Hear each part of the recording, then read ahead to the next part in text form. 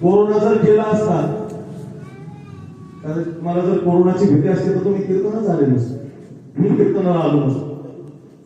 कोरोनाची भीती नाही आपल्याला, आपण मरू नाही याची. 3.5 महिने 4 महिने माणसं घरातच बसली, सगळं बंद ठेवलं, सगळी घरात होती. याचं कारणच आहे की तुम्ही मरू नये. नंतर लोकांच्या लक्षात आलं की कोरोनानं महाराष्ट्रात तरी काय होत नाही, खेड्यात तरी काही होत नाही. अशा लाखो उदाहरणं समोर आली. 103 वर्षाची म्हातारी बरी झाली, नीट ऐका, 103 वर्षाची म्हातारी कोरोनातून बरी झाली आणि 33 वर्षाचा पोरगा कोरोनामध्ये गेला. मग प्रश्न असा पडला की कोरोनानं गेला की काळानं गेला? तो काळानं गेला. कोरोना असो अथवा नसो, मरावं लागतं हे सत्य आहे बरं का.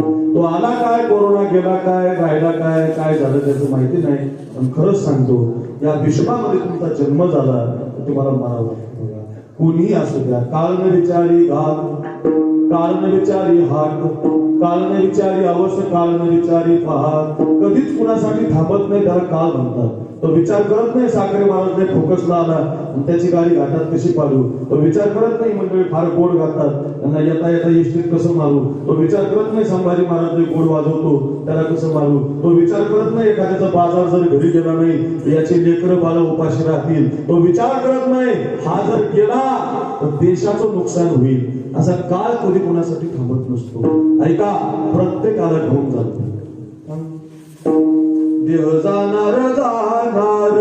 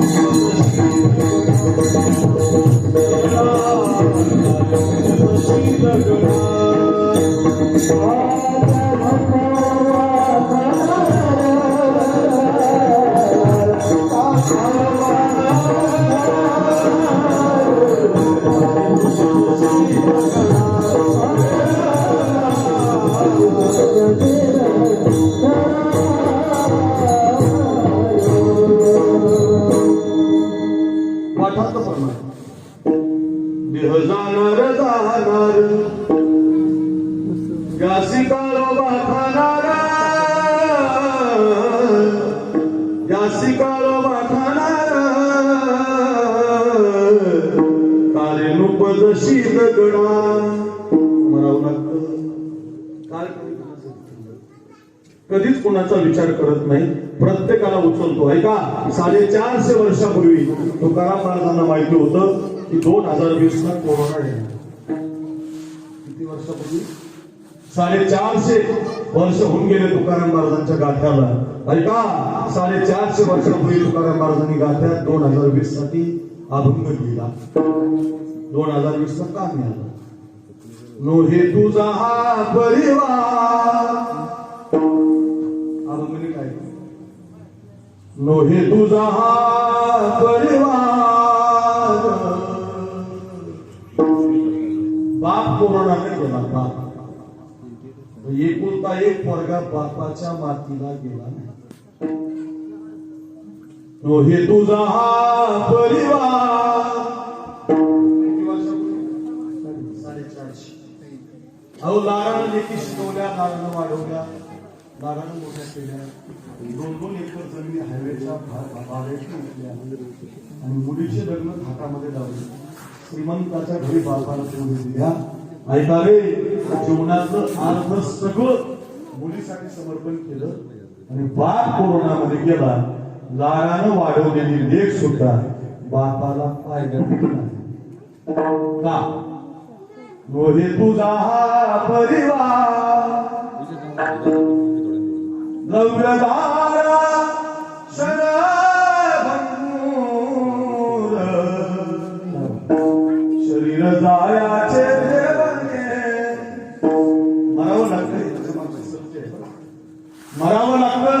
जगातला प्रत्येक माणूस मरणार आहे, आठवलंय. मुद्दा असा आहे की मरण साधून चुकवलं, मरण साधून चुकवलं. यावंच लागतं, राहावंच लागतं, जावंच लागतं, हा विधी साधून ठेवला नाही. म्हणून साधू संतांच्या जीवनात क्रांती झाली. म्हणून पुन्हा सांगतो, क्रांती करत जा पोरांनो. हे क्रांतीचं युग आहे.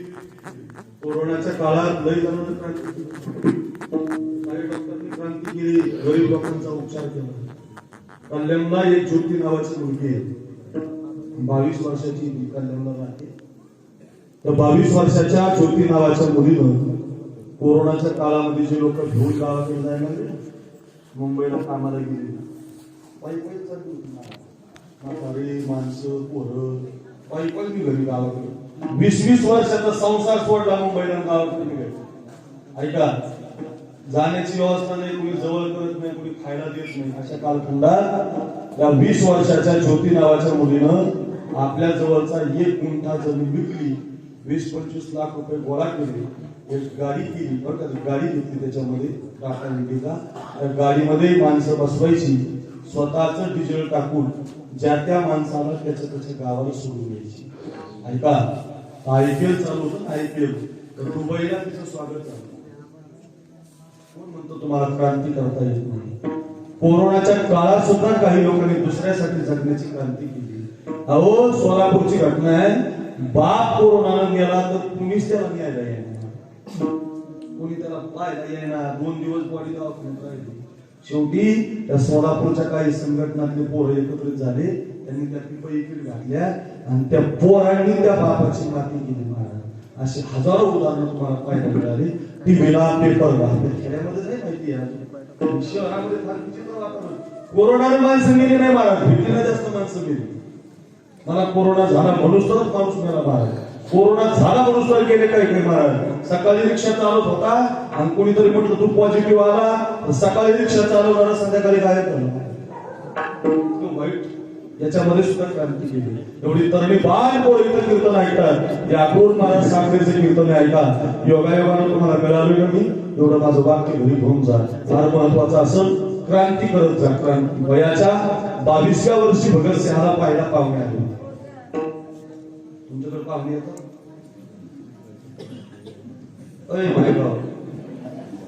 पाहुणे येतात का? नाही, बंद झाले. पूर्वीच्या काळामध्ये पाहुणे यायची, मुलाचं लग्नाचं वय असायचं. आता लग्नाचं वयच बदललं. लग्न आता बदलाय 40, 38, 35 हे लग्नाचं वय झालं. तुमच्या काळात बाबा लग्न कधी व्हायचं? 18, 19, 20. माझं 23व्या वर्षी लग्न झालं. 12 वर्ष होऊन गेले लग्नाला, मिळत सुद्धा नाही लागलं. म्हणजे बघा तुम्ही, पूर्वी कसं असायचं, 23व्या वर्षी कोणाची लग्न केली जायची. आता पुढे मारा तसं. आता 25 शिकायचं म्हणतात, पोराला शिकायचं, तसाच राहिलाय किंवा आता शिकव काय शिकायचं चांगलं नाही. माझं लग्न ज्या त्या वयात सोडून दिसत असतात, ज्या त्या वयातच केली पाहिजे. ऐका, माझी विनंती असेल तुम्हाला. आणि ते 22 वर्षाचं वय लागलं त्या भगतसिंहाला, त्यांना पाहायला पाहुणे आले. जरा ऐका, आपल्याकडे पाहुणे पूर्वी बैलगाडी यायची, आता गोड्या गाड्या झाल्या त्यामध्ये बैलगाडीमध्ये बसले. बैलगाडी गावामध्ये आली, त्यांच्या आईने ते पाहुणे पाहिले घराकडे येताना. कशासाठी आले विचारलं, म्हणजे तुमच्या मुलाला पाहायला आलो. बसायला टाकलं, चटईवर पलंगावर पाहुणे बसले आणि त्यांच्या आईने आवाज दिला, बघ इकडे काय मा, अरे 50 रुपयाची नोट घे, बाजाराची पिशवी घे, गावामध्ये जा, आपल्याला 50 रुपयाचा बाजार करून आपल्याला पाहुण्यांना जेव घालायचं. भगतसिंहाला विचारलं, मा कशासाठी आले पाहुणे? म्हटलं तुझं लग्न करायचंय ना, तुला पाहायला आहे. भगतसिंहाने 50ची नोट घेतली हातामध्ये, माझ्याकडे बघा, बाजाराची पिशवी घेतली, निघाले बाजारात.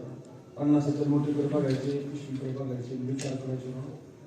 50 रुपयाचा बाजार जर घेतला, बाजाराने पिशवी भरत, पिशवी जर घरी गेली, आई याचा स्वयंपाक करत.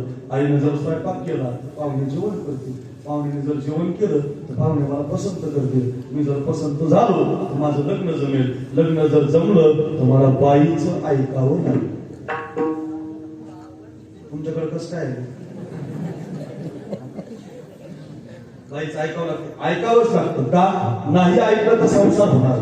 मला बाईचं ऐकायचं नाहीये, मला भारत आईचं ऐकायचंय. ऐका ना, भगतसिंहानं 50ची नोट खिशामध्ये घातली, बाजाराची पिशवी फेकून दिली. ते घराकडे परत नाही आली. ते भारत देशाच्या स्वातंत्र्यासाठी क्रांती सेनेमध्ये दाखल झाले. इंग्रज चले जाओ, काल 26 जानेवारी होती ऐका, फार महत्वाचं असेल. इंग्रज चले जाओ, इंग्रज हटाओ या मोहिमेअंतर्गत त्यांनी मोठं काम केलं ऐका ना. आणि तत्कालीन परिस्थितीमध्ये त्यांच्याकडून संसदवरती बॉम्ब पडला ऐका रे. तेव्हाच्या इंग्रज सरकारने त्यांना जेरबंद केलं. जेलमध्ये चड्डी, जेलमध्ये बन्याल, जेलमध्ये टोपी त्यांच्या अंगावर आली आणि 25 दिवसानं त्यांना फाशीची शिक्षा जाहीर झाली. त्यांची माय भेटायला आली. माईनं कठड्यातला तरणा बाण लग्नाचा पोरगा पाहिला आणि माय ढळ धसा म्हणायला लागली. ऐका रे पोरांनो, रत्नारी माय भगतसिंहाने पाहिली, कठड्यातून हात बाहेर काढले, आपल्या आईचे डोळे पुसले आणि आतून भगतसिंह म्हटले, मा रोना नहीं माँ रोना नहीं माँ रोना नहीं माँ, वीरों की माँ कभी रोती नहीं माँ शिरों की माँ कभी रोती नहीं माँ रोना नहीं रे माँ, रोना नहीं रे माँ. भगतसिंह आतून म्हणत होते, आई म्हणत होती, भगत तू कधी कोणाचा बाप झाला नाही, तुला आईचं बापाचं प्रेम करणार, रडू दे मला, मी तुझी आई आहे. 9 महिने 9 दिवस माझ्या घरात मी तुला भागवलंय. मला म्हणतो रडू नको. तो भगत म्हणत होता, मा याच्यासाठी रडू नको मा, तू जर रडली ना मा तर इंग्रज लोक म्हणतील, ती बघा भगतसिंहाची आई रडते मा, माझा अपमान होईल मा, रडू नको मा. मला रडत रडत फासावरती नाही जायचं मा, मला हसत हसत फासावरती जायचंय. आई घरी निघून जाते. आता फाशी 5 दिवसावर आली, आता फाशी 2 दिवसावर आली ऐका. आता फाशीचा दिवस उजाडला. 23 वर्षाचा तरणा बाळ पोरगा देशाच्या मातीसाठी फासावर जाणार, जेल आणायला गेला. भगतसिंह व्यायाम करत होता. हा भगतसिंह व्यायाम करत होता. सूर्यनमस्कार करत होता. 3 गोष्टी रोज करायच्या पोरांनो. 1 व्यायाम, 2 अभ्यास आणि 3 रोज एक मित्र जोडायचा. या 3 गोष्टी ज्यानं केल्या त्याला समाजात काहीच कमी नाही. 1 व्यायाम करायचा, शरीर चांगलं राहतं. 2 अभ्यास करायचा, लोक तुम्हाला रोज बोलवतात. तुमचं ज्ञान फार गरजेचं असतं. अभ्यास रोज केला पाहिजे.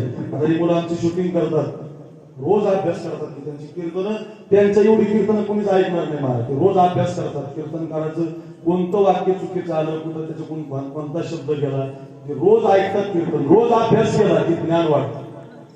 रोज अभ्यास केला पाहिजे. घातीन गाणं रोज वाजवावं लागतो. गायन रोज करावं लागतं. साधू मप मदनिसा.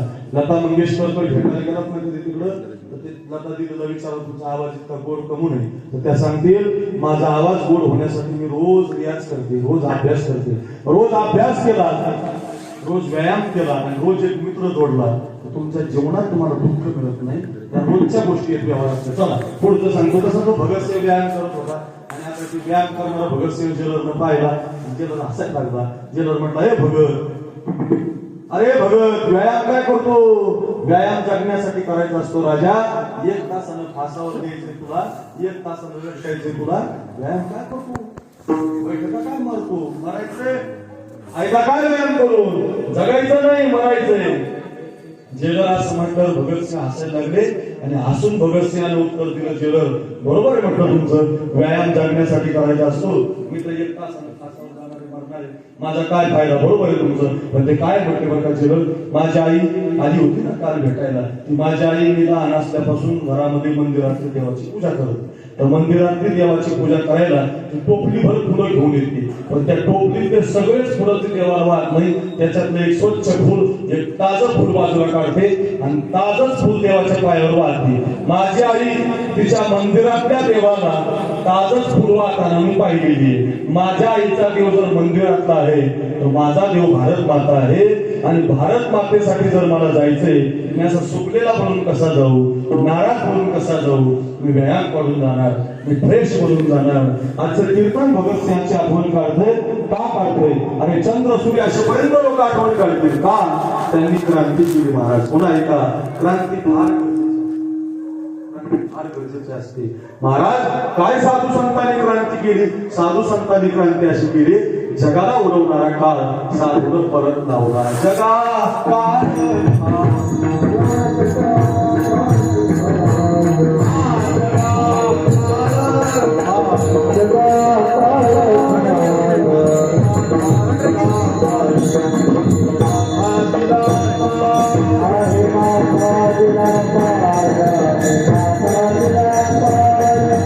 Thank you.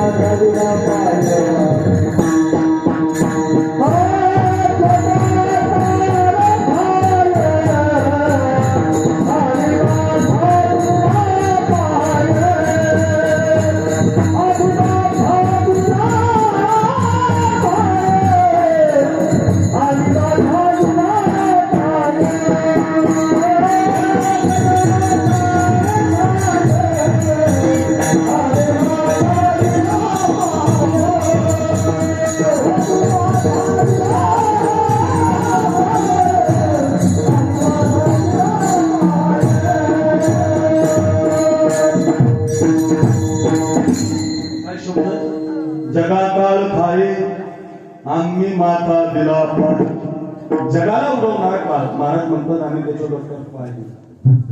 आता हे सोपं नाही महाराज, सोपं असतं. जगाला उडवणारा काळ आणि त्याच्या डोक्यावर पाय द्यायचं सोपं आहे. कुणासाठी न थांबणारा काळ परत लावायचा. अहो लावला ना, म्हणून तर संजीवन समाधी आळंदीला मावली. विश्व माऊली ज्ञानोबाईंच्या आळंदीला संजीवन समाधी आहे. तुकाराम महाराजांचं प्रत्येक वर्षाला वैकुंठ गमन आहे. तुम्ही अंबड तालुक्यात आहात, 2 किलोमीटर अंतरावर लगेच पैठण तालुका आहे. मला पैठणच म्हणजे तुम्ही वनरीवर आहे. तुम्ही इकडून पैठण इकडून अंबड. पैठणला वारीला चालतात. पैठणला शांती ब्रह्म एकनाथ महाराज आहेत. नाथ महाराजांशी संत होऊन गेले. भिकारी जर त्यांच्या घरी भीक मागायला गेला तर सोन्याच्या ताटात भिकारी जेवायचे. ऐका ऐका, सोन्याच्या ताटात कोण जेवायचा? भिकारी जेवायचा. कीर्तन रोज असायचं नाथ महाराजांच्या वाड्यावर. महाराज रोजच्या कीर्तनाला एवढेच लोक असायचे. कीर्तन ऐकायला होईल त्याला पूर्णाच्या पोळीचं जेवण असायचं. कुणाकडून? कीर्तनकाराकडून. तुम्ही माझ्याकडे पाहून काय श्रीमंत असतील नाथ महाराज. जाऊ दे. कावडीने पाणी ज्या घरी चक्र पाणी वाही, कावडीने पाणी ज्या घरी चक्र पाणी वाही, अनन्य भक्ती भावी निरावंदित से पाय, अनन्य भक्ती भावी निरावंदित से पाय, ओ बाळू आरती स्वामी ओ बाळू आरती स्वामी विश्वाचा मालक त्यांच्या घरी कावडीनं पाणी भरायचं. ते श्रीमंताचं नाथ महाराजांचं चरित्र असं. एका षष्टीला जन्माला आला. त्यांचा जन्म षष्टीला झाला. ऐका ऐका, त्यांना गुरूंची भेट षष्टीला झाली. त्यांना जनार्दन स्वामींचं दर्शन षष्टीला झालं. त्यांना दत्तात्रय प्रभूंचा प्रसाद षष्टीला मिळाला. नाथ महाराजांनी भागवत रामायण भारुड कीर्तन सुरुवात केली षष्टीच्या दिवशी. नाथ महाराज गेले षष्टीच्या दिवशी. काय योगायोगे बघा. ज्या तिथीला जन्माला आले त्याच तिथीला गेले. देव ठेवला त्यांनी. सगळ्या गावात बातमी गेली, नाथ महाराज गेले, नाथ महाराज गेले, नाथ महाराज गेले. त्यांच्या मुलाचं नाव हरिपंडित होतं. सगळ्या गावात सांगून आला आमचे बाबा गेले, आमचे बाबा गेले. गावात वाटी लावायला आलं. सगळ्या गावातले लोक वाटी लावायला. ब्राह्मण गोळा झाले. 14 जणांनी काठी बांधली. 14च्या खांद्यावर नाथ महाराजांना घेतलं. हरिपंडित पुढं, गावातले ब्राह्मण माग, त्याच्या मागे भावकी, त्याच्या मागे सगळे सोयरे, गावातली महिला मंडळी त्याच्या मागे निघाली प्रेतयात्रा. राम बोलो राम बोलो, राम नाम सत्य हे, राम बोलो अशी प्रेतयात्रा निघाली. कुणाची? नाथ महाराजांची. लक्ष देऊन ऐका म्हणजे कळेल. ते प्रेतयात्रा निघाली तर झालं असं. सगळेजण राम बोलो राम म्हणायचे, राम नाम सत्य म्हणायचे. 14 जणांनी नाथ महाराजांना खांद्यावर घेतलं ना. ती खांदेकरी, 4 खांदेकरी एकमेकात बोलायला लागले. पहिला दुसऱ्या चिमटा घेतला, त्यांना मागचा घेतला, त्याने अलीकडे पाहिलं. केशव पंत, विठ्ठल पंत, विष्णू पंत, हरिपंत, चौघे एकमेकात बोलायला लागले. पंत म्हटलं काय? म्हटलं बघा ना आपल्या खांद्यावर कोणी? म्हटले नाथ महाराज. म्हटले महाराजचं पोरग उचललं. बाप दादी काय जीव घातले, हरिपाठ काय लिहिला, भारुड काय लिहिले, कीर्तन काय केले, आपलं ज्ञान लोकांना दिलं. बाप दादी जीव घातले. आपल्याला राम राम नाही, आपल्याला चहाचा घोट नाही, आपल्याला कधी जवळ केलं नाही, आपल्याला कधी घरी बोललेलं नाही. पण शेवटी आपलाच खाना काम्या कोण म्हणत? खांदेकरी बोलतो. परिणाम असा झाला महाराज, खांदेकरी खाली बोलल्यामुळं नाथ महाराज वर पाठी उठून बसलो. त्यांनी वरूनच आवाज दिला पण तो त्याच्या तर मांड्याची टरिटर व्हायला लागली थंडी संगच कोरोना बाप भूत बितले काय भूत नाही म्हटले ना ते मान खाली तुझ्या खांद्याने गेलं पाहिजे असं काही मान नाही म्हटले तर उतरले नाथ महाराज अहो सगळं गाव आश्चर्यचकित झालं उठून बसले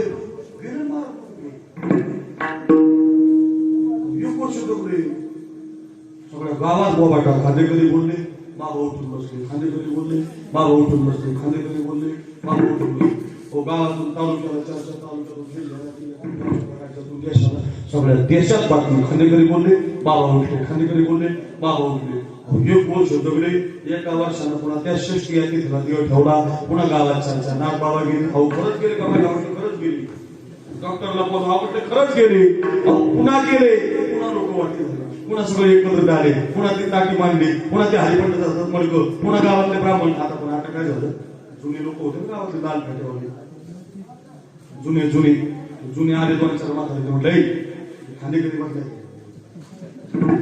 खांदेकरी बसला म्हणजे का खांदेकरी बोलले बाबा उठून बसले मागच्या वर्गात पुन्हा डबल तसं व्हायला नको बसले म्हटलं असं पुढे होत असं नाही म्हटलं खांदेकराला सांगा तोंडावर बोट ठेवा चकार काढू नका राम म्हणू नका कृष्ण म्हणू नका तुम्ही बोलूच नका अहो त्या खांदेकराच्या तोंडावर बोटच मारत चौकाच्या खांद्यावर नाक मारा तुम्ही गमत बघा हरिपंडित पुढं चौकाच्या खांद्यावर नाक मारा हरिपंडित पुढं मागचे ब्राह्मण माग चौकाच्या खांद्यावर नाक मारा ते मागून ते सगळे चोरी त्याच्या मागं महिला मंडळी आता जास्तच गर्दी पुन्हा उठतात थोडी गर्दी निघाली प्रीती आता राम बोलू राम नाम सत्य आता पहिल्यांदा खांदेकरी बोलले होते बाबा उठून बसले त्यामुळे थोडी गर्दी आता निघून गेली खरंच गेली आता पहिल्यांदा गावाच्या वेशीपर्यंत आली होती आता जरा पैठण गावात गेली तर सगळ्यांचा श्वास मोकळा सोडला बरं झालं म्हणजे आता काय नाही गेली आतमध्ये गावात पण तेवढ्यात काय झालं गावात एक आई आपल्या एकुलता एक मुलीला पहिल्याच मुलाला सासरला नांदायला पाठवत होती जुना काळ होता तिने डॉक्टरवरती पदर घेतलेला तुळशीच्या वृंदावनाला पाणी घालत होती तिची मुलगी जावयाच्या बैलगाडीमध्ये बसून गेली होती नांदायला टाटा बाय बाय सीयू तिला आनंदाचे अश्रू तिची मुलगी काय चालली नांदायला लक्ष्मीनारायणाचा जोरात मुलीकडे पाहते तुळशीला पाणी घालते आणि तेवढ्यात अपशकुन झाला नाथ महाराजांची प्रेत यात्रा आडवी आली बाई म्हणते कोण गेलो एक जण म्हटला नाथ महाराज कोण नाथ महाराज बाई मनात एवढंच म्हटले काय बाई माझी सोन्यासारखी लेक पहिल्याच मुलाला नांदायला चालली आणि या बाबाला आजच टाइम सापडला उद्या नाही काल नाही परवा नाही माझी मुलगी काय चालली नांदायला आज चांगल्या दिवसाला हे बाबा आजच गेला उद्या जाताच नव्हतं नाथ महाराज पुन्हा ताटून उठून बसले नाथ महाराजांनी वरूनच आवाज दिला पंत म्हटलं आमचं काहीच नाही तुम्ही नाही बाई आली 50% मांडा पुन्हा प्रेत खाली मांडलं स्वतःच्या पायाने चालत नाथ महाराज घरी निघून गेले असं 2 वेळा काळ परत गेला तिसऱ्या षष्टीला नाथ महाराजांनी देव ठेवला असा नाही नॉट खालीकरी नॉट बाई स्वतःच्या पायाने चालत काळ मृदंगाच्या घोषामध्ये गोदावरी मातेच्या पात्रामध्ये नाथ महाराज गेले आणि स्वतःला जल समर्पित केलं म्हणून आजही नाथ महाराजांच्या पादुका पैठणला आपल्या दर्शनाला गोदावरी मातेच्या पात्रामधल्या आपल्या दर्शनासाठी उपलब्ध आहेत जिवंतपणे काळ परत लावला जगा काल खाई आम्ही माथा दिला कोण म्हणतं काळाला परत लावता येत नाही अरे ज्या कुळात तुमचा जन्म झाला ते भगवान बाबा आहे आमच्या जिल्ह्याला भगवान बाबांचा जन्म झाला माझ्या गळ्याची माळच भगवान गळ्याची तुळशी बाबांनी माळ भेटलेली माझ्या गळ्यात मी गळ्याचा वारकरी महाराज भगवान बाबांची इतकी सेवा केली आमच्या आजोबानं वारले आमच्या आजोबा इतकी सेवा केली माझ्या गावाला अजूनही विठ्ठल मंदिर आहे भगवान बाबांचं आमच्या गावाला बाबा यायचे भगवान बाबांनी इतकी क्रांती केली आमच्या जिल्ह्यात ऐका हो तुळशी उगवल्या रक्त सांडिले जेत धावून आले देव दिले अभयदान आरती भगवान बाबा चिदानंदाचा गावा आता आमच्या वाहेगावला 7 ऐका त्याचा दरवर्षी काल असतो माझ्याकडे तुम्हाला पटणार नाही वाहेगावला एकही वंजारी समाजाचं घर नाही बरं का 50 गाव आहेत अशी 50 गावात बीड जिल्ह्यात तिथं एकही वंजारी समाजाचं घर नाही पण सत्ता मात्र भगवान बाबांचं का माहितीये का बाबांनी काय असं वंदन समाजावर सगळ्या समाजाचे आहेत ते सगळ्या समाजाला त्यांची पुण्यतिथी केली पाहिजे. सांगतो रे भगवान बाबाच्या तिथीला गेले त्याच तिथीला वामन भाऊ गेले होते. मग माहिती नसेल ज्या तिथीला भगवान बाबा गेले त्याच तिथीला वामन भाऊ गेले महाराज. हॉस्पिटलच्या समोर 1,00,000 लोकांची आणि संत असे होते महाराज जे बोलेल ते घडायचे. बोलेल ते घडायचे. एकदा सप्त्याचं मंडप लावित होते एका गावाला. सप्त्याच्या मंडपाचे झालं किराणा दुकानदाराचे दुकान झाकत होते. बरं का दुकानदार आल्यानंतर जेवण केलं म्हणून ते दुकान एक नाही दुकान झाकत होतं. तिथं डोकं दुकान झाकत होतं आणि तो यांच्यावर नव्हता असा हार घालणारा कीर्तन ठेवणारा भजन करणारा अन्नदान करणारा नास्तिक होता सर. आणि ते दुकानाचे दुकान झाकायचे आणि ते असं ते म्हणलं मंडप काढायचं माझ्या राहू दे बाबा ते भाऊंचा सप्ताह नाही काढून टाक. भगवान बाबांचा मामन भाऊ तुम्हाला माहिती म्हणलं काढून टाक. सप्त माझ्या दावावर दारात लावा दुकान घातली म्हणलं गेला माझं काढा ते मंडप. वाऱ्यासारखी बातमी आमच्या भाऊंच्या कानावर गेली वामन भाऊच्या दुकानदार मंडप लावू देत नाही सप्त्याचा. एवढंच म्हणले दुकानच जळतच दुकान जळलं कुळ चाललं महाराज कुळ. पुन्हा ऐका जे बोलेल ते करायचं. गायकवाड जळगाव नावाचं गाव आहे गेवराई तालुक्यात. 2 जळगाव आहेत एक शेवगावला आणि एक गेवराईला. तर त्या जळगावला बाबा धान्य मागायला घराच्या मुलांच्यासाठी गाई धान्य मागायला आले. गावातल्या लोकांनी धान्य दिलं नाही बाबाला. जाता एवढंच म्हणले सगळीकडे पाऊस पडेल पण तुमच्या गावाला पाऊसच पडणार. तुम्हाला खोटं वाटलं बांध आणि पाऊस पडायचा गावात पाऊस पडत नव्हता. रडले महाराज लोक घरावर गेले बाबांची माफी मागितली. जेवढं मागितलं होतं तेवढं धान्य दिलं तेव्हाच पाऊस पडला. कशासाठी सांगतो ताकद होती वाचस्पती होते ते ताकदीनं परमार्थ उभा केला होता. जमिनी विका म्हणायची पण पोरांना शिकवा म्हणून जे आज मुलं लागलेले आहेत ना सगळे ती सगळी कृपा भगवान बाबांची आहे बरं का. पुन्हा ऐका ते भगवान बाबा गेले अगोदर आणि वामन भाऊ त्याच दिवशी गेले हॉस्पिटल समोर. असे 5-50 लाख लोक गोळा होते आणि डॉक्टरने घोषित केलं वामन भाऊ महाराज गेले.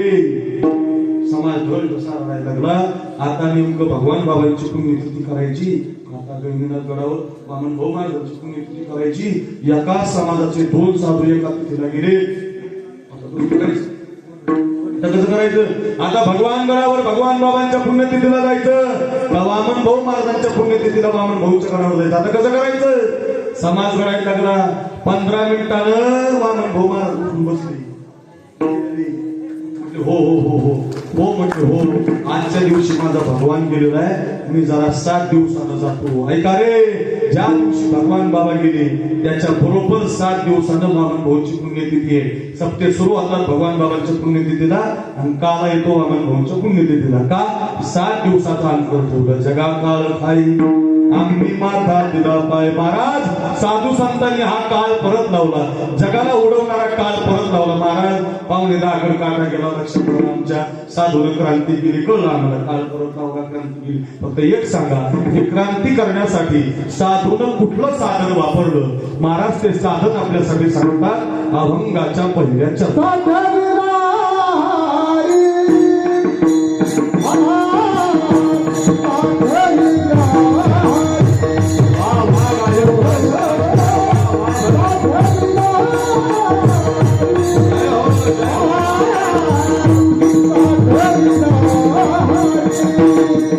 Oh,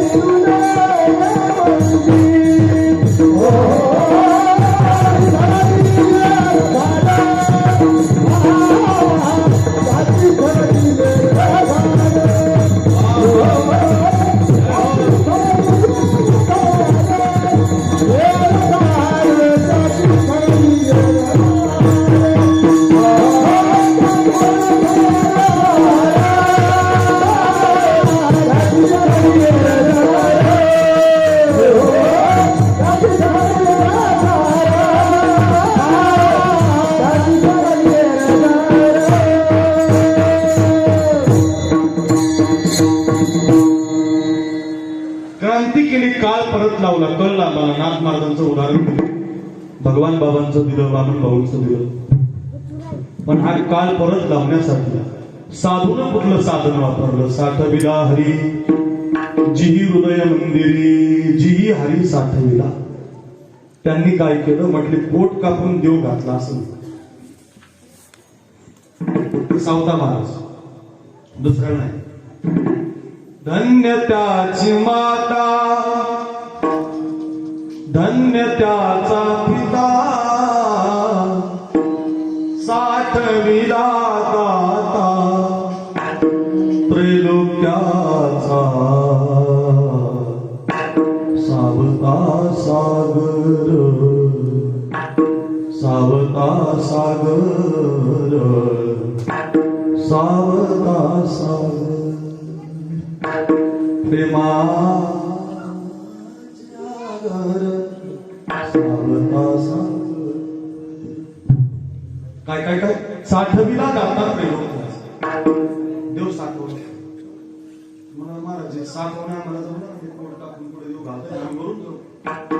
साठवायचा कसा? खंड खंडीना जीव रामकृष्ण नारायण आणि कणी काही धंदा, नित्य ध्यातसे गोविंदा, रात्री न कळे दिवस न कळे, अंगी खेळे दैवत हे. अखंड भजन करायचं गोविंदासी, गोविंद शैनी, गोविंद त्यामनी बैसदासे. अखंड पांडुरंग ध्यानी, पांडुरंग मनी, जागृती स्वप्नी पांडुरंग नित्य करायचं, नित्य. तो सोडून दुसरा विषयच नसला पाहिजे, साठवणं म्हणतात. तो सोडून दुसरा विषय नसला पाहिजे, साठवणं म्हणतात. तो सोडून दुसरं काही आठवलंच नाही पाहिजे, साठवणं म्हणतात. एवढ्या महिला मंडळी बसतात तुमच्यासाठी सांगतो, साठवणं नसतं. भगवान कृष्ण आणि उद्धव बरोबर असायचे. आणि उद्धवानं देवाला काय विचारावं? देवा, तुम्हाला सगळ्यात जास्त कुणी साठवलं? ओ देवा, तुम्हाला सगळ्यात जास्त कुणी साठवलं? देवाच्या मुखातली नाव यायचं द्रौपदी. काय नाव यायचं? द्रौपदी. द्रौपदीचं नाव घेतलं का त्या उद्धवाला जळीत असतो. तुमच्याकडे जळीत आहे नाही? भाईगाव जळीत आहे का? नाही. बेकार. राम भाऊला 100 क्विंटल कापूस झाला, श्याम भाऊ झोपला. एखाद्याने बोलून आणली, त्याचं तिकडं दुखायला लागलं, कमून दुखत होतं, त्यांनी बेळून आणल्या. काय माणूस, जळू नका. असे कधी कोणावर जळायचं नसतं बरं का. आपल्याला एक गाणं शिकवायचं बघा. फिरत्याचा का परती देशी, फिरत्याचा का परती देशी, मातीला आकार विठ्ठला तू वेडा, विठ्ठला तू वेडा. गाणं आहे ते आपल्याला शिकवायचं. कधी कुणावर जळू नका, कधी कुणाची बरोबरी करू नका, कधी कुणावर जळू नका. ऐका, कधी कुणाची बरोबरी करू नका. गाणं शिकवायचं. गटागटांचे रूप आगळे, गटागटांचे रूप आगळे, प्रत्येकाचे दैव वेगळे, प्रत्येकाचे दैव वेगळे. तुझ्या विना ते कोणा न कळे, तुझ्या विना ते कोणा न कळे. दुःखी कुणाच्या परते दोन्ही, कुणामुखी अंगार तू वेडा, विठ्ठला तू वेडा. जळू नका. किती सुंदर होतं संगीत, इतकं गोड होतं, नाही गोड असायचं. हाक जरा जो मान हार, दात तुझी गाडी गुंगराची, गाडी गुंगराची, गाडी गुंगराची. गाणं होतं.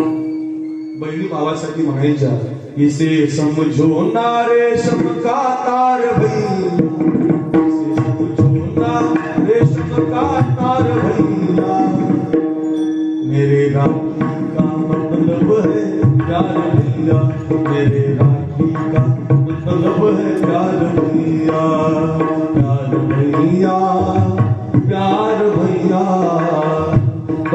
भावाला गाणे म्हणायचे, भाऊ बहिणीला गाणे म्हणायचे. हे गोड असतं. ओव्या गाऊन स्वरात दाशी जणीच्या घरात, ओव्या गाऊन स्वरात दाशी जणीच्या घरात, गलन कळले सख्या श्रीहरी आल चोरीचा असा कार्य विठ्ठला माझ्या मुळावर गाव करी पूजारी मध देती सुरा. असा कार्य विठ्ठला माझ्या मुळावर गाव करी पूजारी मध देती सुरा. कुठं गेली तुझी जादूगिरी आल चोरीचा ओव्या गाऊन स्वरात दाशी जणीच्या घरात.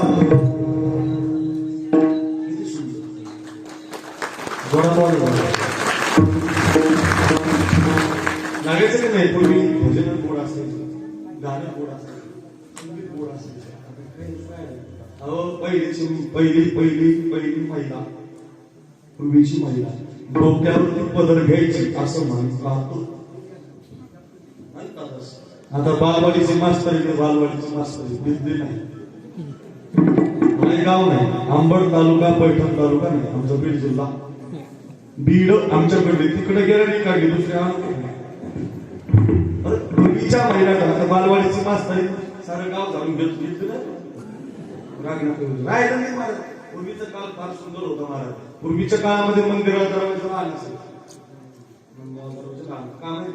माझ्यासारखा उंच जरी आला तर वा मंदिरात जायचं तुला नको वा काही वागायचं का, चल सरळ घे धरण येऊ दे टेबल जायला.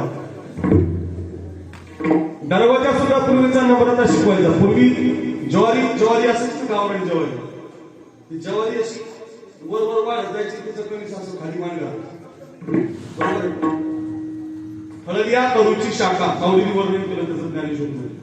ते फळ वाटायचं का, ते मुळाला नमस्कार करायचं. मुळा तुझ्यामुळे एवढा उंच आलो, तुझ्यामुळे पाणी भेटतं मला, अरे तुझ्यामुळे माझा दाना भरला. कोण म्हणायचं?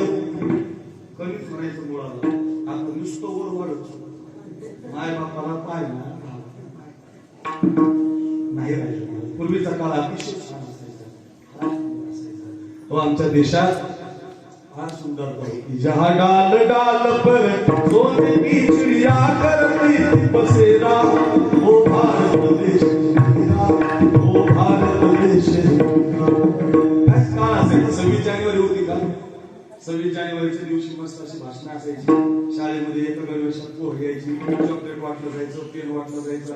अहो एकच वही भेटणार तर पोर इतके अभ्यास करायचे. महाराज मला वही भेटलं, मला वही भेटलं. आता वयाचा उठाडा आला महाराज. आता विषयाला 2-2 वह्या घरात नुसत्या वह्याच मार्ग. काय तो काळ फार सुंदरता असायची. जाऊ दे, आता अवघड झालंय. आता 26 जानेवारी काय तेच माहित नाही. काय 26 जानेवारी काय हेच माहिती नाही. काय अजून आमच्या गावात 2-4 वर्षापूर्वी मोठं ते 26 जानेवारीचा कार्यक्रम ठेवला होता. मोठे पाहुणे आले होते आमच्या गावात. असं तरुण सरपंच म्हणून त्याच्या हाताने झेंडावंदन ठेवलं होतं. आणि झेंडावंदन त्याच्या हाताने ठेवलं, त्याला 26 जानेवारीचं भाषण करायला माहिती दिला. ऐका जरा. आणि ते लागला बोलायला बरं का, ऐका. आणि मग तो सांगायला लागला, काय सुंदर 26 जानेवारी, वा वा वा, काय पोरं चांगला गणवेश घालून आली, वा 26 जानेवारी, एकाच सारखे कपडे सगळ्याला, वा 26 जानेवारी, झेंडावंदन झालं. त्याला पुढचं सांगतो लय सुंदर 26 जानेवारी, वा 26 जानेवारी, एका ड्रेस मध्ये पोर आली, वा 26 जानेवारी, हो सगळ्यांना चॉकलेट दिली, वा 26 जानेवारी. आमच्या मुख्याध्यापक सरांना विनंती असेल, सर ही 26 जानेवारी रोज साजरी करत जा.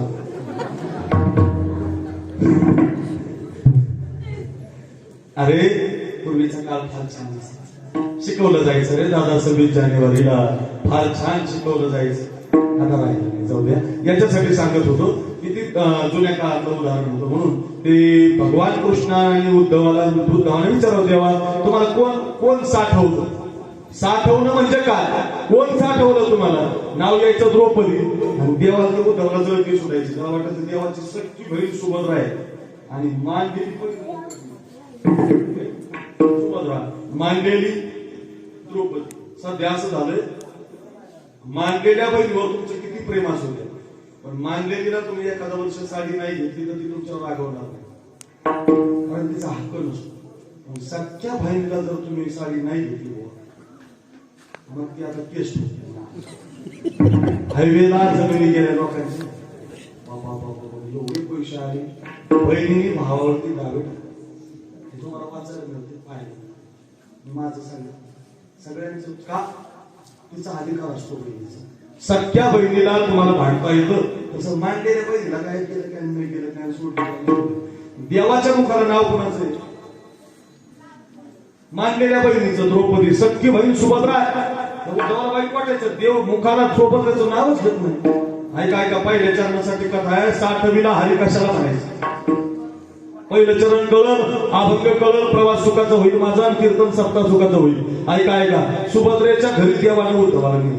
सकाळची सुभद्रा दात घासत होती, म्हणजे उद्धवन दादा येताना पाहिला, तिनं पाहिलं, म्हणजे दादा एवढ्या सकाळी आला कशासाठी? म्हटले काय नाही बघ, 2-4 दिवस झाले बघ सुभद्रे खायलाच काही भेटलं नाही, लवकरात लवकर काहीतरी खायला दे.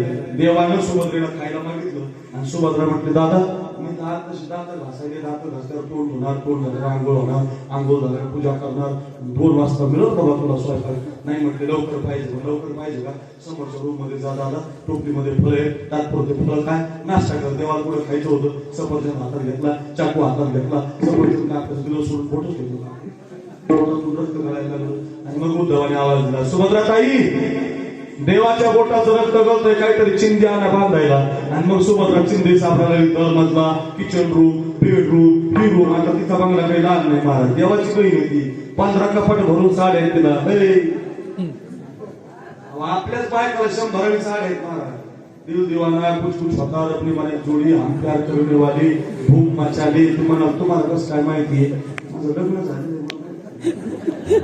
संक्रांतीला 2-2 साड्या लागतात महाराज. सकाळी वेगळी तर दुपारी वेगळी, संध्याकाळी वेगळी. लग्नात 4-4 झाल्यात महाराज. आता बाबा बाबा कशाला सांगायला लावता? आता त्या सुभद्रेला कमी साड्या असतील का? देवाची बहीण आहे ती, अर्जुनाची बायको आहे. 15 कपाट साड्या, पण ती साडीकडे गेली नाही. पुन्हा आवाज दिला, ताई देवाच्या बोटाचं रक्त गळतंय, काहीतरी चिंध्या आणा. चिंधी सापडानाच देवाने सगळ्या चिंध्या गायब केल्या महाराज. चिंधी कुठं सापडली? तसंच तिचं घर सोडलं आणि द्रौपदीच्या घरी आणला आता उद्धव. ऐका साठवणं आता. आणि उद्धवन देव द्रौपदीच्या घरी आले. बोटाचं रक्त गळत होतं, ते बोट असं धरलेलं होतं. आणि द्रौपदी डोक्यावरती पदर घेऊन सूर्योदय समयाला तुळशीला पाणी घालत होती. हातामध्ये चांदीचं ताट होतं, सोन्याचा तांब्या होता आणि पाणी चाललं होतं आणि देवाचं भजन होतं. हरे राम हरे राम राम राम हरे हरे, हरे कृष्णा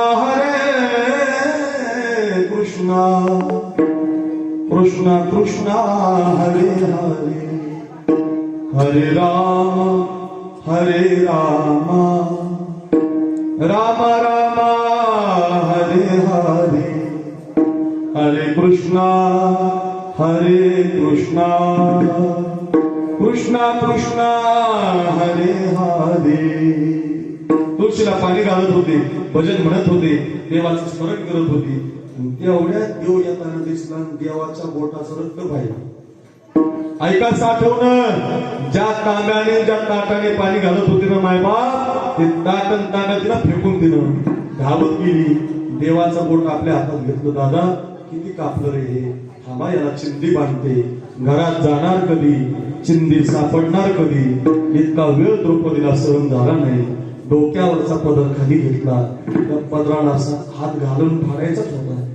तेवढ्यात उद्धवाने हात धरला. ताई तुम्हाला माहिती का, म्हणते जोपर्यंत बाईच्या कपाळावर कुंकू आहे तोपर्यंत पदरातून साडी फाडू नये. बरोबर, जोपर्यंत बाईच्या कपाळावर कुंकू आहे तोपर्यंत पदरातून साडी फाडू नये. कितीही गरिबी आली, 18 विश्व दारिद्र्य आलं, तर जोपर्यंत तुमचा मालक जिवंत, पदरातून साडी फाडायची नसते. पदरातून साडी 13व्याच्या दिवशी भावानं आणलेली, नवरा गेल्यावर फाडली जाते. ऐका, पदरातून साडी फाडायला लागला तुम्ही, धर्मराजा जिवंत आहे, अर्जुन जिवंत आहे, भीम जिवंत आहे, 5 पती तुमचे जिवंत आहे, तर तुम्ही पदर फाडताय? उद्धवाने द्रौपदीला विचारलं, द्रौपदीने त्याचं उत्तर दिलं. एवढं उत्तर आज भायगावनी घरी घेऊन जा, सप्ताचं पण होईल, कीर्तनचं पण होईल. ऐका, द्रौपदी म्हणते, उद्धवा बरोबर आहे तुझं, जोपर्यंत बाईचं कपाळ कुंकू आहे तोपर्यंत निपात राखून साडी फाडू नये. पण ऐक ना उद्धवा, माझ्या कपाळावर किती दिवस कुंकू शिल्लक ठेवायचं या दादाच्या हातात. मग डोक्यावरचा पदर खाली घेतला, त्याला हात घातला, चिंदी बांधली दे द्रौपदी हरीच्या बोटाला फाडोनी भरजरी शेलागे भरजडी ग पितांबर तिला फाडून द्रौपदीशी बंधू शोभे नारायण.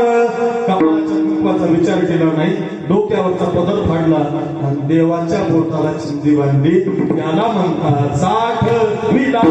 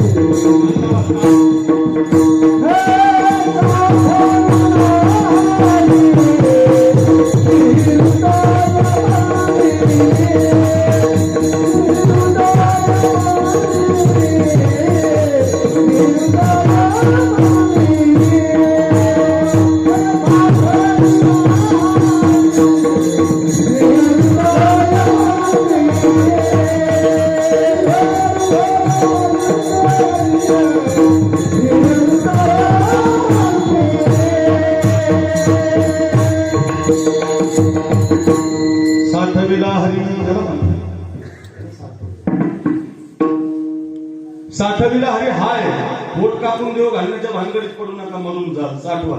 म्हणून महाराज आम्ही साठवलं नाही का, साठवलं आपण, आपण त्याच्याशी नातं जोडलं. आपण डुप्लिकेट साठवलं, आपलं नातं नाही देवाशी. कधी नातं जोडलं तुम्ही देवाशी? तुम्ही कधी देव जेवला नाही म्हणून रडले? अहो 3.5 महिने कोरोना होता तर त्याच्यात तुम्ही भजन केलं नाही. नको आपण जायला खरंच भाजन आणि कोरोना होता. कशाचं नातं आहे महाराज आपलं? अहो काही ओरिजिनल लोकांनी महाराज वारीच केली पंढरपूरची. कोण म्हणतात वारकरी महाराज आमचे? शासनानं सप्तमीपासून बंद केलं पंढरपूर, लोक षष्टीला जाऊ नये. हुशार वारकरी महाराज वारीच केली. काही लोकांनी 6 महिने पायात घुंगर बांधले, गळ्यात विना घेतला आणि अखंड भजन केलं महाराज. फक्त भजनच केलं महाराज. कोण म्हणतं साठवलं? नातं जोडलं. माझी विनंती असेल तुम्हाला, परमार्थ हा नातेशिवाय नाही, कोणतीच गोष्ट नातेशिवाय नाही. नातं जोडत जा. कसं जोडलं पाहिजे नातं सांगतो आहे. पतिव्रते जैसा भ्रतार प्रमाण आम्हा नारायण दैशा परी. एखाद्या पतिव्रता पत्नीला तिचा नवरा जेवढा आवडतो ना, तेवढा आपला देव आपल्याला आवडतो. हा तुम्हाला कळतं का नाते? एखाद्या पतिव्रता म्हटलो मी, पत्नी नाही, पतिव्रता वेगळी, पत्नी वेगळी. तुम्ही बाथरूम मध्ये गेले समजा आंघोळीला, आता नाही राहिले, आता खेड्यात अजून तसे बाथरूम आले नाही, पण औरंगाबादला, नगरला, पुण्याला, आंबडला, जालन्याला, शहरामध्ये बाथरूम कोणते असं पाक फिरवण्याची ओढून भुतळातून पाणी शावर. एका ठिकाणी मी गेलो महाराज मुंबईला, वाढदिवसाचं कीर्तन होतं. 2-4 जण विषय झाला. आपल्यावर कीर्तन नसतं असं सांगितलं, 8 ते 10 तास 10 संपवलं. पावणे 8 वाजले ते म्हणजे जेवण नंतर करा सुरू केलं. सुरू तरी एवढं मला फ्रेश व्हायचं होतं, जरा लई लांबून प्रवास करून म्हणजे समोर बाथरूम मध्ये गेलो ना, माझ्या जिंदगीत मी पहिल्यांदा संभाजी महाराज पाहिलं बाथरूम. त्याला पाण्याचा नळ येतच होता, नळ येत पाणी एकच होतं. म्हणजे नाग फिरायचे क्लॉक 16 होते. 16, 1, 2, 3, 4, 5, 6, 7, 8, 9, 10, 11, 12, 13, 14, 15, 16. क्लॉक 16 नळ येत. माझं डोकं चालला कोणता फिरवावा विचारायला जाऊन गाडीत आले, पांढरे कपडे घालून आले, आमदाराच्या वाढदिवसाला 4 वाजता गाडी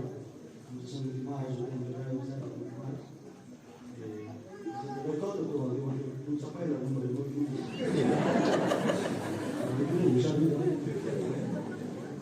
आपण 15 वर्ष आला दिला एवढं येणार एक काम करू म्हणतो नळाच्या वरच फिरून नळाच्या वरचा झाला अर्धा फिरला तरी पाणी यायला शेवटपर्यंत आणला तरी पाणी यायला रागानं सगळाच फिरला जसा सगळा फिरला तसा वरून भितळातूनच पाणी आला अख्खा फिरला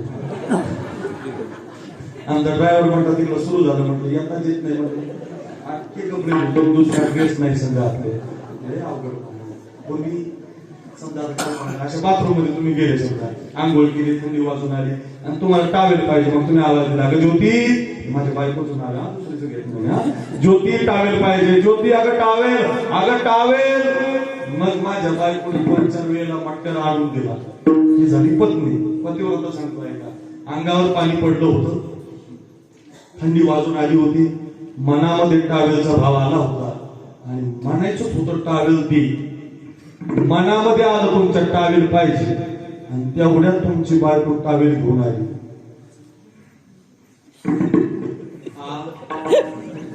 भाई का महाराज अहो इथं आवाज देऊन द्याय नाही बायको तर महाराज तुमचंच घ्यात मला घेता येत नव्हतं आम्हाला आवाज अशी नाही पतिव्रता तिला म्हणतात पतीची या मता अनुसरून आणि एक वाक्य सांगतो देवाशी दुसरं नातं जोडू नका हेच नातं जोडू देवाशी दुसरं नातं जोडू नका आमच्या सगळ्या संतांनी देवाशी नातं जोडलं तो आमचा पती आहे मी त्याची पत्नी आहे तो वल्लभा विकांतो ऐसा पडी एक राधा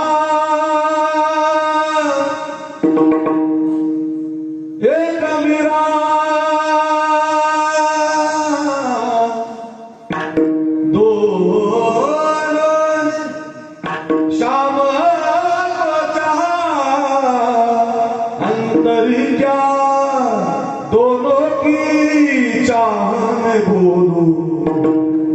एक प्रेम दीवानी एक तरस दीवाना राधा ने मधुबन में ढूंढा मीरा ने मन में पाया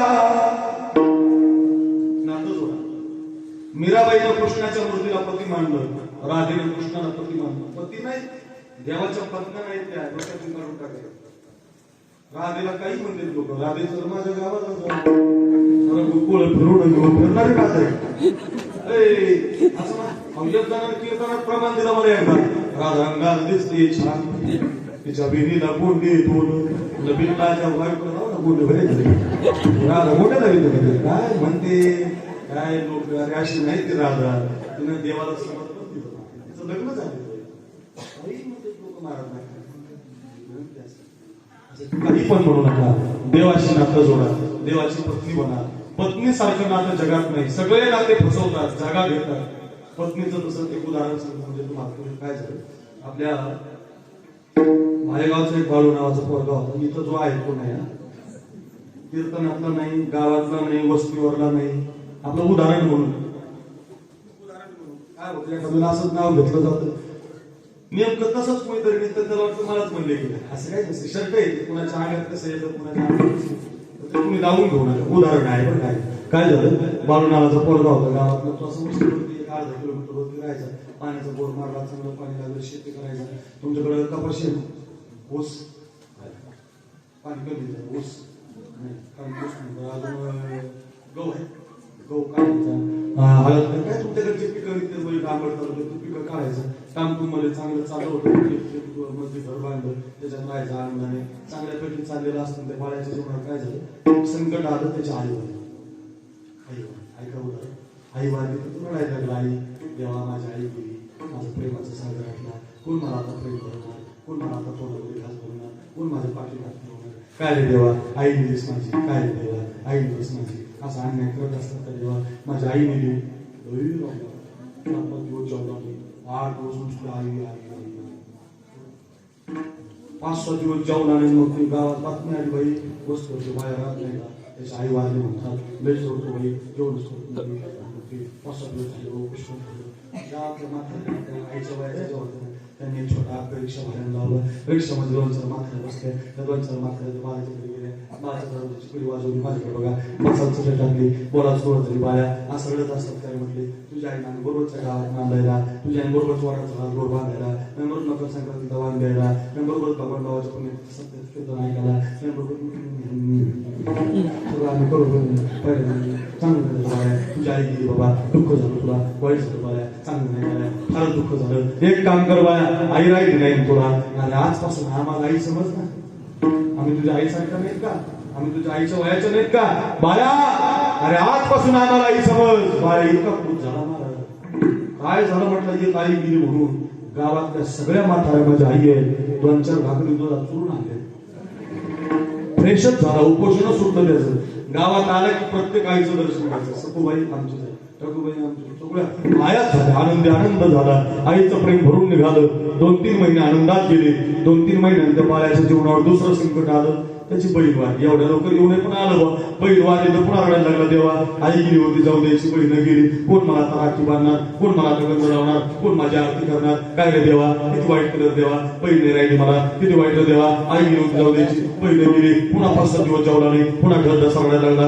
पुन्हा गावातल्या त्याच्या बहिणीच्या वर्गातल्या पोरी होत्या ना सपोर्ट ठोको त्यांना माहिती झालं बाई वस्तीवर बाहेर राहतो त्याची बहीण वाढली आपल्या स्वर्गात होती लई जोडतो बाई उपोषण भरलं त्याला आपल्या पोरी गोळा झाल्या आपल्याला वेळ कमी असल्या रिक्षात बसल्या रिक्षावरून बाजूच्या घरी गेल्या बहुदाराला बसावचं टाकली बोला सुरुवात झाली बाया रडत असतात का तुझी बहिणी एकाच वर्गात तुझी बहिणी संघाच्या कडाव्या तुझी बहिणी संघ खो खो तुझी बहिणी संघ कबड्डी तुझी बहिणी संघ सविजा तुझी बहिणी संघ स्वात्या संघ सगळं बरोबरच केलं बाया तुझी बहीण गेली चांगलं नाही झालं एक काम कर बाया अरे आजपासून आम्हाला बहीण समज राजा आम्ही काय बहिणी नाही तर तुझ्या आम्ही लागल्या बाजू विकासचा हात भरू करू गड्याचा सोड करू बाया तू जेवण कर बाया पुन्हा बाया 2-4 चपात्या दुधात सोडून आणल्या काय झालं म्हटलं बहीण गेली गावातल्या पोरी माझ्या बहिणी झाल्या आनंद झाला आईची जागा म्हाताऱ्यांनी भरून काढली बहिणीची जागा गावातल्या पोरींनी भरून काढली 7-8 महिने आनंदात गेले 8 महिन्यानं बाळ्याच्या जीवनावर तिसरं संकट जरा विचित्र आलं बाळ्याची बायको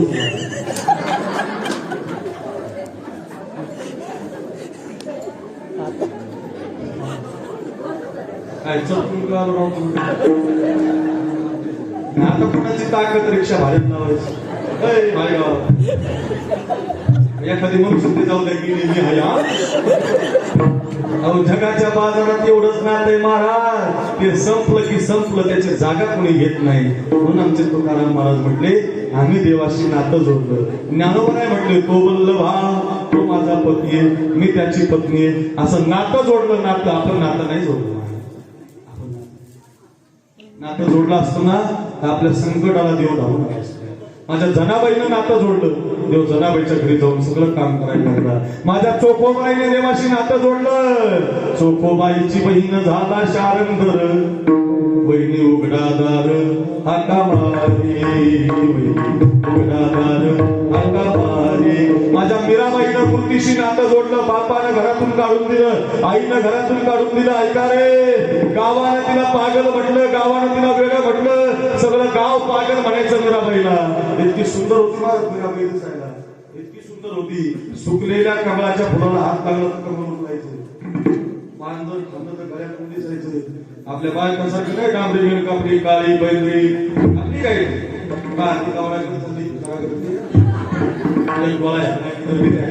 हल्ली का माझी अरे ती मीराबाई होती महाराज हो फॅरन लावली लावली नव्हती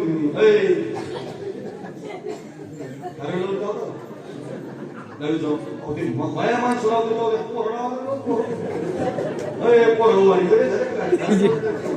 फॅरन लावली म्हणजे अमेरिकन बाईचा शिमोली उद्यापासून तुम्हाला नाव कोण कोण कोण पोरं झाले तिथं या विश्वात कोण पोरं झाले एखादा पोरं झालं असं पुढे जमतात महाराज असं कशाने पोरं झाला असं लोकांनी देव मानलाच का नसतं महाराज ऐका लग्नाच्या मेकअपला आता ही साधारण वेगळे पैसे स्वतंत्र कीर्तन होईल त्याच्यावर महाराज काही मक्कार पैसा महाराज जाऊ दे याच्यासाठी सांगत होतो तुम्हाला मीराबाई इतकी सुंदर होती महाराज दिसायला ऐका ना तिनं देवाला पती मानलं ऐका ना घरातून तिला बाहेर काढून दिलं.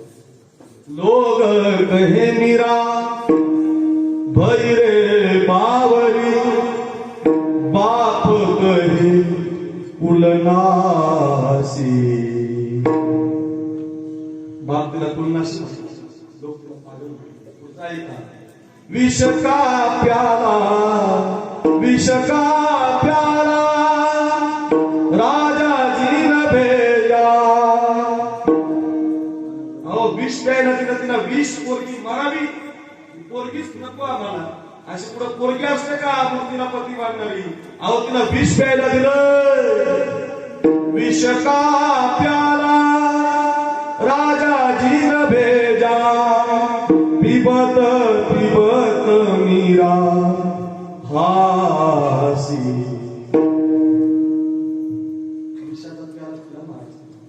देव धावून आला आणि देवानं तिचं विष नातं जोडलं. तुम्ही नातं नाही जोडलं. माझ्या नामदेवराने देवाशी नातं जोडलं. देवा दोन पियो मोरे गोविंदला. हिंगोली जिल्ह्यात नरसी एकत्रित होतो. काय सुंदर मंदिर झालं माझ्या नरसी. नामदेवरा म्हटलं देवा हे खावंच लागेल तुला. हे करावंच लागेल करावंच लागेल. तू जर जेवला नाही ना देवा मरून जाईल. नैवेद्य हातीचा मूर्ती जेवी. ओ भक्त समागमे सर्व भावे हारी. न सांगता करी सर्व काम. सगळं काम करतो का साठविला हरी. जी हृदय मंदिरी नातं जोडलं महाराज. 10:15 वाजले. 10:15 कळलं आम्हाला. देव साठवला कळलं. पण देव साठवल्यामुळं घडलं काय.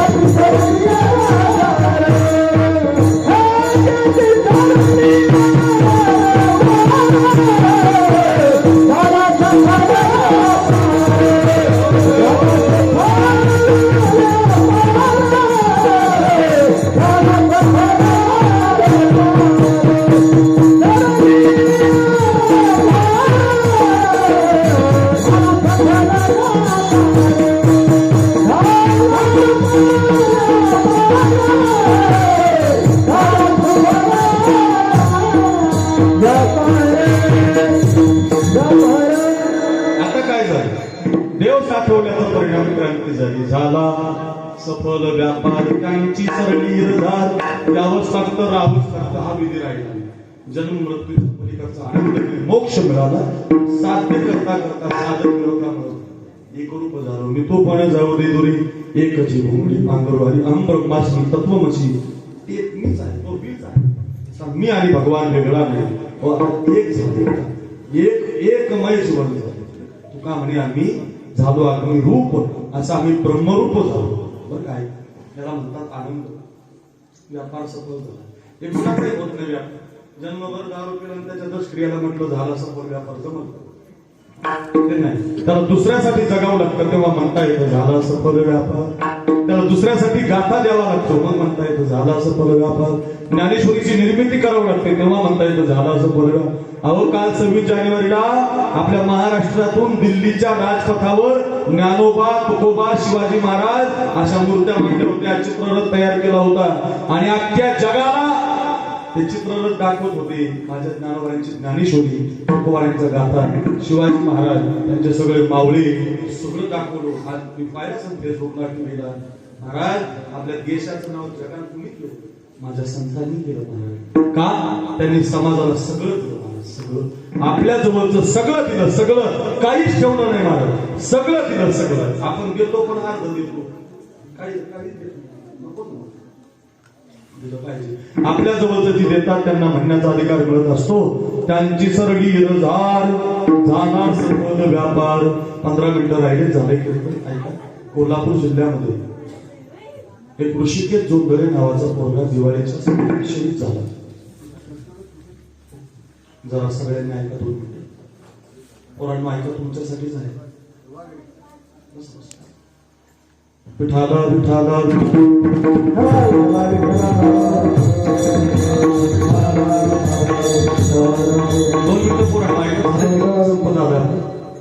कोरोना नावाचं महामारी आली, कोविड-19 आलं, सगळं देश सगळं जग बंद आहे. पण देशामध्ये मात्र सीमेवरच्या सैनिकाला सुट्टी नव्हती बघा. या देशावरचा सीमेवरचा जवान मात्र सीमेवरती बंदूक घेऊन लढत होता.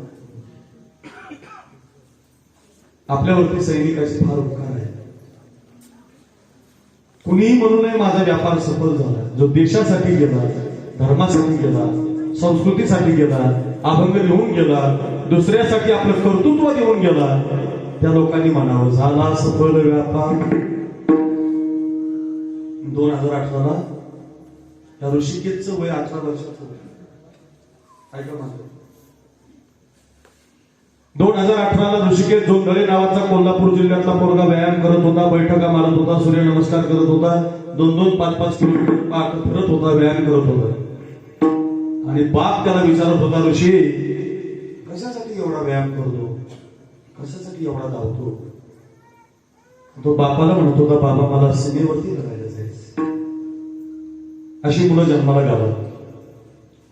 केतन, किंग, टायगर, वजीर, बाबा, हिरा, गोवा, ब्रिस्टॉल, गोडपल्या, क्लासिक, गायच्या चोरीच्या 100 पुढ्यात मला एका दमात सांगितलं. 10च्या 4 बाबा होते, 2 झाले. 10च्या 4 गोवा 2 झाले. 3ची ब्रिस्टॉल 10ला झाली. 10ची गोडपल्या 15ला झाली.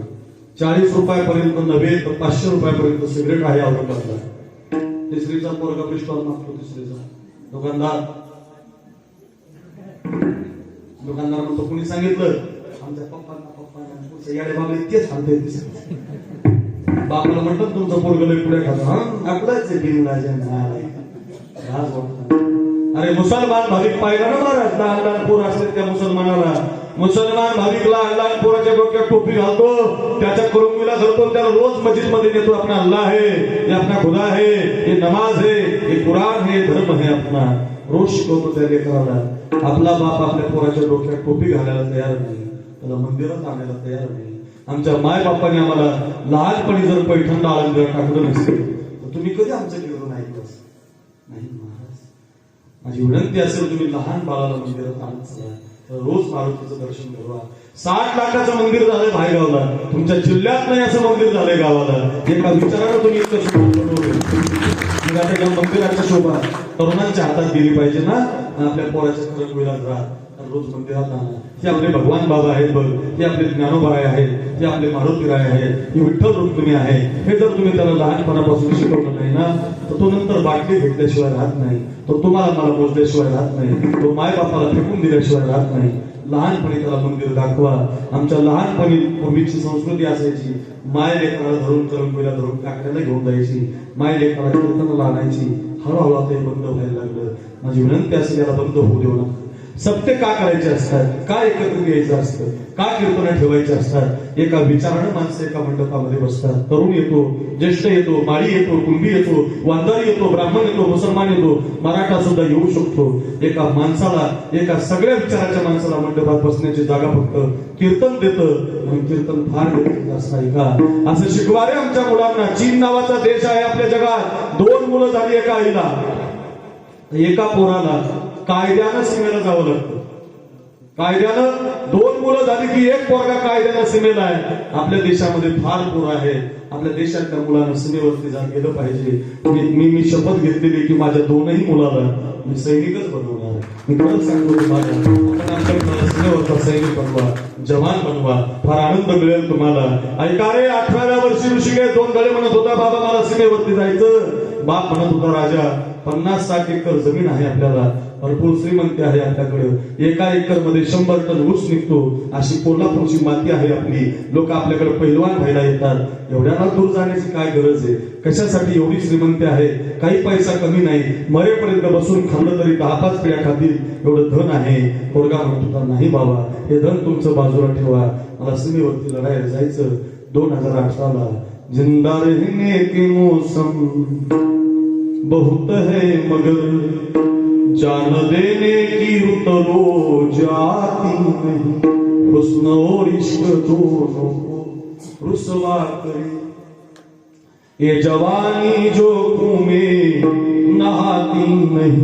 आज धरती बनी है दुल्हन साथियों, अब तुम्हारे हवाले वतन साथियों.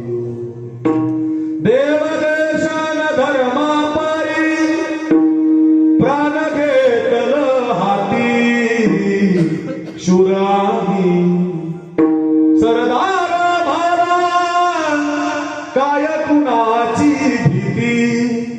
आईच्या गर्भात उमलली अंगाराची तलवारीची लगीन लागल जळलीची प्रीत. लाख संकटे अशी पहाडी छाती, शुराही सरदार भाला काय कुणाची. बाबा जावं लागेल मला. बाबा मला सीमेवरती जायचंय. बाबा मला देशाच्या सीमेवरती जायचंय. पोरगा बापाला म्हणत होता. आणि पोरगा बापाला, आईला, मुलांना सोडून 2018ला 18 वयाचा असताना सीमेवरती लढायला गेला. 2019, 2020 अशी 2 वर्ष, म्हणजे 20 वर्षाचा झाला. आणि 2020ला कोरोना आला. कोविड-19 आला. जग बंद राहिलं, देश बंद राहिला, एसटी बंद राहिली, लोक बंद राहिली, बाजार बंद झाले, शेतकरी बंद राहिला, कीर्तन बंद झालं, भजन बंद झालं, टाळ बंद झाला, वारी बंद झाली. या देशातल्या सगळ्या गोष्टी नव्हे त्या कोरोनाच्या काळात बंद राहिल्या. सगळं बंद होतं, पण सैनिक मात्र बंद नव्हता. तो मात्र उभाच. त्याला सुट्टी नाही. काय जीवन त्याला सुट्टी नव्हती महाराज. 2 वर्षापासून तो आता गावाला गेला नव्हता. कोरोनाच्या काळात दिवाळी जवळ आली म्हणून 25 सैनिकाला शासनाने सुट्टी जाहीर केली. त्या सैनिकामध्ये ऋषिकेश जोगळेचं नाव आलं. त्यांना ते नाव वाचला, आनंद झाला. आता 2 वर्षांना आई पाहायला मिळेल, 2 वर्षांना भाऊ नव्हता त्याला, 2 वर्षांना बहीण पाहायला मिळेल, 2 वर्षांना गावातील मित्र पाहायला मिळते. वाऱ्यासारखी बातमी गावाला राहिली. अरे गुजरने वाली हवा जरा मेरा इतना काम करेगी क्या. मेरे गाँव जा मेरे दोस्त को सदा. गावाला बातमी आली, ऋषी गावाला येणार, ऋषी गावाला येणार, ऋषी गावाला येणार. गावातल्या सगळ्या तरुणांना आनंद झाला. गावातल्या सगळ्या तरुणांनी ऋषीच्या मिरवणुकीची जय्यत तयारी केली. एक सांगतो रे, एखादा सैनिक जिवंत असताना त्याची मिरवणूक काढा. गावात, तुमच्या गावाला, तुमच्या तालुक्याला, तुमच्या जिल्ह्याला एखादा सैनिक असेल ना, आणि तो जर सुट्टीमध्ये गावाला आला ना, आणि तो जर समोरून येताना दिसला ना, अरे एखाद्या मंदिरातलं देवाचं दर्शन चुकलं तरी चालेल, पण त्याला मानाचा सलूट करा, त्याला मानाचा मुजरा करा, त्याचं हृदय भरून घेऊन जाता. अरे जिवंत असताना त्याची मिरवणूक काढा, मेल्यावर अमर रहे वंदे मातरमच्या घोषणा देऊ नका. तो गेल्यावर काय करणार आहे, तो काय पाहणार आहे? तो जिवंत असताना त्याला वाटी लावायला जा, तो जिवंत असताना त्याला आणायला जा, त्याचं हृदय भरून घे. त्याची आई जर गावात असेल, त्याच्या आईचं रोज वंदन करा, रोज तिच्या पायाला आपले हात लावा, आपलं मस्तक लावा. त्या आईने आपल्या काळजाचा तुकडा सीमेसाठी दिला रे दादा. कोण देते रे, कोणी देत नाही रे. आपल्या लेकराचा विचार तिने केला नाही, सीमेचा त्याग केला तिने आपल्या लेकराचा. लक्षात ठेवा, एखादी वीर पत्नी असेल तुमच्या गावाला तर तिच्या हाताने झेंडा वंदन करा. तिचा नवरा देशाच्या मातेसाठी गेलाय, तिला बहीण माना, आपल्या जवळचं काहीतरी देण्याचा प्रयत्न करा. सांगतो रे दादा, त्यांनी आपल्यासाठी फार दिलेलं असतं बघा. आणि का रे, आता ऋषीची मिरवणुकीची तयारी झाली. 25 तोफा लावायच्या, 11,000ची लढ लावायची. माझा मित्र येणार आहे, माझा मुलगा येणार आहे, माझा मुलगा येणार आहे. घरामध्ये दिवाळीच्या सणाची लगबग सुरू झाली. सगळ्या गावात पुरणाच्या पोळीचा भेट सुरू झाला. आता जे जे आवडते आपल्या मुलाला ते आई बनवत होती. ऋषी आता 2-4 दिवसात गावाला येणार होता. ऐका ना, गावातल्या पोरांनी सगळं असं नियोजन केलं होतं. पण ऐका, सुट्टीच्या आदल्या दिवशी जम्मू काश्मीरच्या मराठा बटालियन 36 मध्ये रात्रीची ड्युटी करत असताना एका दहशतवाद्याच्या 2 गोळ्या त्या ऋषिकेश जोंधळेच्या छातीमध्ये गेल्या आणि तो ऋषिकेश जोंधळे सीमेला मातीत पडला, मातीला मुजरा केला. असं 20 वर्षाचा मुलगा निघून गेला. कुणालाच बातमी माहिती नाही. ज्या दिवशी त्याची मिरवणूक जिथून काढायची होती त्याच दिवशी भारत देशाच्या जिल्ह्यामध्ये मुंडावून त्याची बॉडी गावाला आली आणि बापाने झेंडा सरकून आपला पोरगा पाहिला. कधी नव्हे तो बाप जमिनीला पडला. दुभंगली धरणी माता फाटले आकाश ग, कधी भेटणार माझा बाळ सखा ग. जमिनीला पडला. अरे माय तर मूर्छित झाली. हॉस्पिटलमध्ये नेण्यात आलं. 7-8 दिवस मायेशी जीव आली नाही. अरे हट्टाने पैसे जमा करून बहिणीनं 2 वर्षापासून आपल्या भावाला राखी बांधली नव्हती म्हणून चांदीची राखी तयार केली होती. ती मृत हाताला राखी बांधत होती. गावातले त्याला मागे ओढत होते, तुझा आता भाऊ राहिला नाही, तुला राखी बांधायला हात. एका बहिणीचा भाऊ गेला, एका बापाचा एक मुलगा गेला, एक आईच्या काळजाचा तुकडा गेला. कुछ याद उन्हें भी कर लो जो लौट के घर ना आए, जो लौट के घर ना आए. मेरे वतन के लोग जरा आंख में भर दो पानी, जो शहीद हुए उनकी जरा याद करो. जब घायल हुआ हिमालय खतरे में पड़ी आजादी, जब तक थी सांस लड़े हो फिर अपनी लाश बिछा दी. संगीन पे धर कर माथा सो गए अमर बलिदानी, जो शहीद हुए हैं उनकी जरा याद करो गुरबान. भारत देशाच्या मातीसाठी मुजरा करून पोरगा निघून जातो. अरे 20, 18, 25, 27, 30, 35 काय जाण्याचं वय. अशा वर्षांची मुलं छातीवर गोळ्या झेलतात आणि मातीसाठी मुजरा करून निघून जातात. त्या सगळ्या तरुणांना म्हणावं, झाला सफर.